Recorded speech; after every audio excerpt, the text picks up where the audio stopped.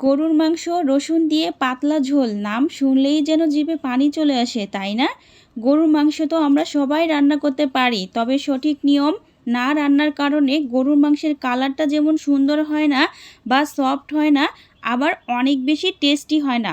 সঠিক নিয়ম আর অনেক বেশি টেস্টি করে আজকে আমি গরুর মাংস রসুন দিয়ে সবচেয়ে সহজ একদম ঘরোয়া একটা রেসিপি শেয়ার করছি। এখানে নেই কোনো দামি মশলা, নেই কোনো ঝামেলা, শুধুমাত্র প্রতিদিনের সাধারণ মশলা দিয়েই তৈরি করব এমন গরুর মাংস দিয়ে রসুন রেসিপি, যেটা স্বাদে গন্ধে নামি দামি রেস্টুরেন্টের খাবারকেও হার মানাবে। চলুন শুরু করছি আজকের দারুণ রেসিপি গরুর মাংস রসুন দিয়ে। গরুর মাংস রসুন দিয়ে বানানোর জন্য প্রথমেই নিয়ে নিয়েছি 1 কেজি গরুর মাংস। তো মাংসগুলোকে আমি একটু বড় বড় টুকরো করে কেটে নিয়েছি, আর নিয়েছি চর্বি আর হাড্ডি সহ, কারণ হাড় থেকে যে রসটা বের হয় সেটা গরুর মাংসের পাতলা ঝোলের স্বাদকে যেন আরও বাড়িয়ে তোলে। তাই আপনারাও চেষ্টা করবেন হাড় সহ আর চর্বি সহ মাংসটাকে নিয়ে নিতে। তো মাংসের পিসগুলো আপনাদের আমি একটু তুলে দেখাচ্ছি। আমি বড় বড় করে টুকরা করে নিয়েছি, আপনারা চাইলে ছোট বড় করে নিয়েই নিতে পারেন। তো এখানে আমি 2টা হাড্ডি নিয়েছি, আপনারাও নিয়ে নেবেন। তো মাংসগুলোকে আমি ভালো করে 4 থেকে 5টা ধোয়া দিয়ে নিয়েছি, আপনারাও ভালো করে ধুয়ে নেবেন। আর এখানে আমি নিয়ে নিয়েছি পেঁয়াজ কুচি। তো এখানে আমি 6 থেকে 7 পিসের মতো পেঁয়াজ কুচি করে নিয়েছি। আমরা সবাই জানি মাংসের ভিতরে পেঁয়াজ কুচির পরিমাণটা একটু বেশি লাগে। আর নিয়েছি 3টা আলু। তো চুলায় একটা প্যান বসিয়ে দিয়েছি, প্যানটা যখন গরম হয়ে গিয়েছে এখানে আমি সয়াবিন তেল দিয়ে দিয়েছি। তো আমি যে পেঁয়াজটা কুচি করে রেখেছি পেঁয়াজটা আমি অ্যাড করে দিলাম। তো পেঁয়াজটাকে আমি হালকা ব্রাউন কালার করে ভেজে নিব। তো আপনারাও এভাবে ভেজে নেবেন। তো এখানে আমি 3টা দারচিনি, 2টা এলাচ আর 2 থেকে 3টা লং আর 4 থেকে 5টা গোলমরিচ অ্যাড করে দিলাম। তো পেঁয়াজের সাথে এখন আমি মশলাগুলো ভালো করে ভেজে নিব। এখন দিয়ে দিব 2টা তেজপাতা মাঝখান থেকে ছিঁড়ে। তো দেখুন পেঁয়াজগুলো কিন্তু ভাজা হয়ে গিয়েছে। এখন আমি অ্যাড করে দিব 1 টেবিল চামচ আদা বাটা, 1.5 টেবিল চামচ রসুন বাটা আর 1 টেবিল চামচ জিরা বাটা। তো এখন আমি মশলা আর পেঁয়াজের সাথে ভালো করে ভেজে নিব। আপনারাও কিন্তু এভাবে ভেজেও কিন্তু রান্নাটা করতে পারেন বা মাখিয়েও কিন্তু রান্না করতে পারেন, তবে আপনারা যেভাবে ভালো লাগে সেভাবে রান্নাটি করে নেবেন। তো এখন দিয়ে দিব 1 টেবিল চামচ হলুদ গুঁড়া, 2 টেবিল চামচ মরিচ গুঁড়া আর 1 টেবিল চামচ পরিমাণ ধনিয়া গুঁড়া, স্বাদ মতো লবণ। আর ঝালটা আপনাদের পছন্দ মতো দিবেন, যে যেমন ঝাল খেতে পছন্দ করেন। তো এখন আমি আবারও মশলাগুলো মিনিট 1.5 মতো ভেজে নিব। তো যখন ভাজা হয়ে যাবে এখানে আমি পানি অ্যাড করে দিব, না হলে মশলাগুলো কিন্তু পুড়ে যাবে। তো আমি মশলাটা ভালো করে কষিয়ে নিব। যখন দেখবেন মশলার গা থেকে তেল ছেড়ে দিয়েছে, সুন্দর একটা ফ্লেভার বের হচ্ছে আপনার কিচেনে, তখন বুঝবেন যে মশলাটা কষানো হয়ে গিয়েছে।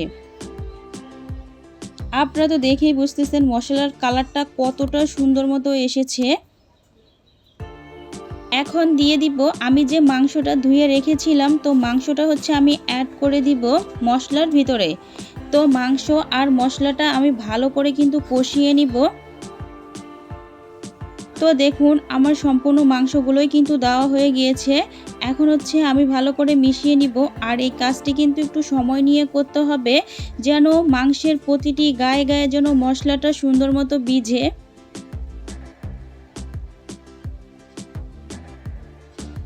তো দেখুন আমি ভালো করে কিন্তু মিশিয়ে নিয়েছি। এখন এখানে আমি কোনো রকমের জল বা পানি অ্যাড করব না, কারণ এই মাংস থেকে কিন্তু অনেকটা পরিমাণ পানি বের হবে। তো ওই পানিটা দিয়েই কিন্তু আমি মাংসটাকে ভালো করে কষিয়ে নিব। তো এখন আমি নেড়ে চেড়ে একটা ঢাকনা দিয়ে ঢেকে রেখে দিব 6 থেকে 7 মিনিটের জন্য। তো 6 মিনিট পরে আমি ফিরে আসলাম। তো দেখুন মাংস থেকে কিন্তু অনেকটা পরিমাণ পানি বের হয়েছে। এখানে আমি এক্সট্রা করে কোনো পানি কিন্তু দেইনি। তো আমি আবারও হাতার সাহায্যে একটু নেড়ে চেড়ে দিচ্ছি। আপনারা এভাবে গরুর মাংস রান্না করেন, দেখবেন সবাই খুবই পছন্দ করবে আর খেয়ে আপনার প্রশংসা করতে বাধ্য হবে, আপনার রেসিপি জানতে চাইবে।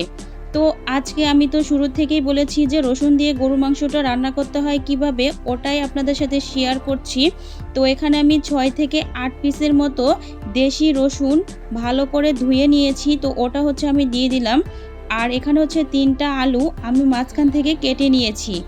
তো আজকে আমি আপনাদের রসুন দিয়ে গরুর মাংস কিভাবে রান্না করতে হয় সেই রেসিপিটি আপনাদের সাথে শেয়ার করছি, খুবই সহজ ও ঘরোয়া উপকরণে। তো আমি আবারও মাঝখানে ঢাকনা দিয়ে ঢেকে রেখেছিলাম, তো ঢাকনা খুলে আবারও একটু আমি নেড়েচেড়ে দিচ্ছি। আর আপনারা কিন্তু মাংস আর রসুনটাকে ভালো করে কষিয়ে নেবেন। কষাতে কষাতে দেখবেন আপনার মাংসের কালারটাও চেঞ্জ হয়ে গিয়েছে আর তরকারিটা দেখতেও সুন্দর লাগছে। তো এখানে আমি কুসুম গরম পানি দিয়ে দিলাম প্রায় 2 কাপের মতো। আপনারা যে যেমন ঝোল খেতে পছন্দ করেন সেভাবে হচ্ছে ঝোলটা দিয়ে দিবেন। এখন আমি ঝোল দিয়ে একটু নেড়েচেড়ে দিচ্ছি। এখন আমি ঢাকনা দিয়ে ঢেকে রেখে দিব 5 থেকে 6 মিনিটের জন্য। তো 5 মিনিট পরে আমি ফিরে আসলাম। তো দেখুন বলক উঠে গিয়েছে। এখন আমি একটা হাতার সাহায্যে আবার একটু নেড়েচেড়ে দিচ্ছি। আমার রেসিপিটি দেখতে দেখতে এই পর্যন্ত যারা চলে এসেছেন, একটুখানিও ভালো লেগেছে তারা প্লিজ একটা লাইক দিবেন। আর যদি কোনো নতুন বন্ধু হয়ে থাকেন তাহলে আমার চ্যানেলটি সাবস্ক্রাইব করে দিবেন, পাশে থাকা বেল আইকনটি প্রেস করে দিবেন। তো আমি একটা ঢাকনা দিয়ে ঢেকে রেখে দিয়েছিলাম 40 থেকে 45 মিনিটের জন্য। তো 40 মিনিট পরে আমি দেখুন ফিরে এসেছি।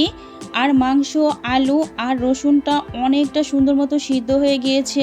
আমি মাংসটাকে অফ ক্যামেরায় ঢাকনা খুলে 4-5 বার নেড়েচেড়ে দিয়েছি, আপনারাও দিয়ে নেবেন। আমি চেষ্টা করেছি একদম সহজভাবে সাধারণ ঘরোয়া উপকরণে এই রেসিপিটি তুলে ধরতে। নাড়তে নাড়তে দেখুন মাংসের রঙটা কতটা সুন্দর একটা কালার চলে এসেছে। বাইরে হালকা নরম আর ভিতরে অনেকটা নরম জুসি। এটাই হচ্ছে গরুর মাংস রসুন দিয়ে পাতলা ঝোলের পারফেক্ট রেসিপি। এটা এবার আমি গরম গরম পরিবেশন করে নিব, তাই একটা মিক্সিং বাটি নিয়ে নিয়েছি। তো আপনারাও এটাকে গরম গরম পরিবেশন করে নেবেন।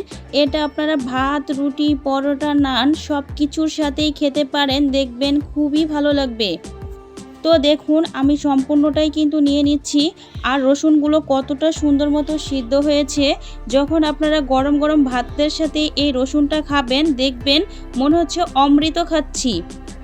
তো আপনিও আমার রেসিপিটি ফলো করে বাসায় ট্রাই করবেন, দেখবেন বাড়ির ছোট থেকে বড়রা সবাই খুবই পছন্দ করবে আর আপনার রেসিপি জানতে চাইবে।